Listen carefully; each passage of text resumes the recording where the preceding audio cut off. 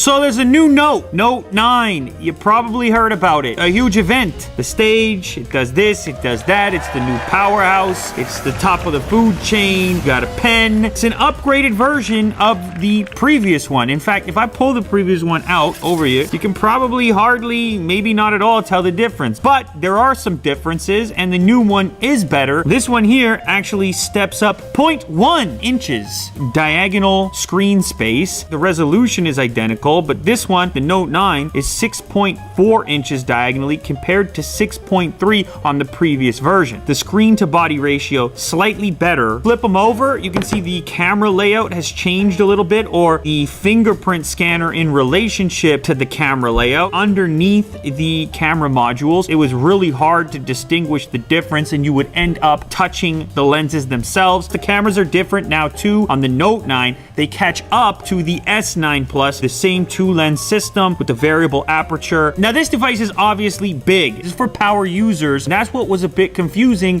about the previous generation. Right after the battery fiasco, the new one here, they get aggressive with the battery all over again. This one is going to feature a 4,000 milliamp hour battery. This thing's a little bit fatter, a little bit heavier. Not a big issue, not for me. Samsung saying it's all day battery life. I hate that kind of marketing mumbo jumbo. All day? Whose day? My day? Your day? I'm just gonna say it's gonna have some awesome battery life. The storage options right out of the gate, there's a 128 gigabyte option, no more 64 gigabyte option at all. There's a 512 gigabyte option. Both expensive. Starts at $1,000 US, and then the bigger storage version, which also comes with a little bit more RAM, goes up even higher to $1,250. Jack, that is $1,250. Now I know you got plenty of cash. Remember you were talking about the music festival the other day? I'm making decent cash. You remember that when you said that? Well, I can be in the VIP section at a music festival because I'm making decent cash.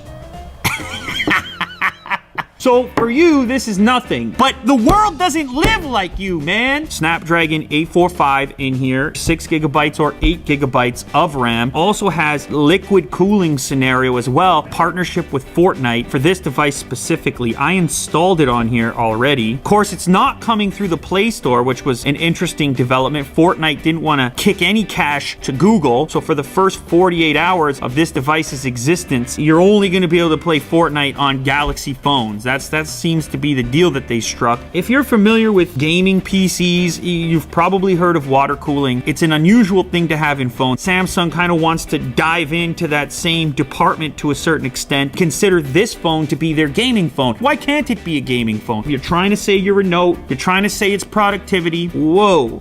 Who is this thing for? I think it's for people who do a ton of computing on their smartphone. All of a sudden you start to make the case for the S Pen. This pen here is a little different than the previous version. Bluetooth LE charges inside of the phone. You can control your music from here. I don't know, am I holding this thing and skipping tracks? That said, you have over 4,000 levels of pressure sensitivity on that pen. You know, Willie Doo, he's a bit of a sketcher. Maybe we bring him in here. Maybe we ask him if it's the real deal or not. That's for a later date. Nonetheless, you can draw on your phone pretty nicely. This one now features stereo speakers. Of course, look at my recommendation. No one's logged in or anything. It's just like...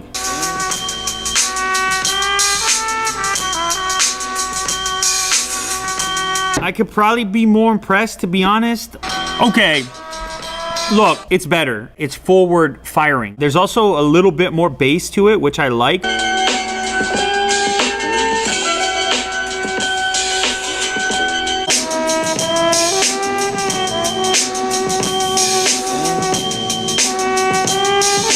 Yeah, it does feel a little bit heavier. A headphone jack, and Jack is the biggest fan in the world of headphone jacks. Right, Jack?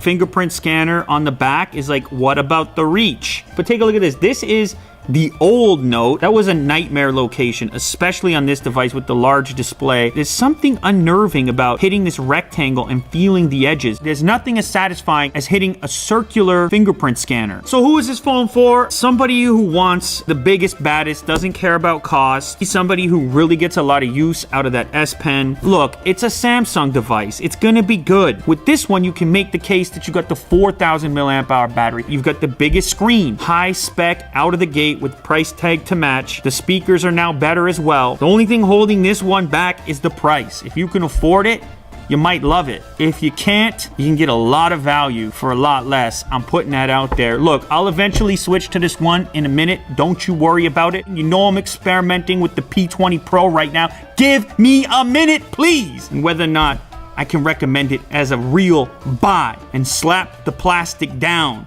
Of course, if you're not a person like Jack with the money falling out of the pockets, you know,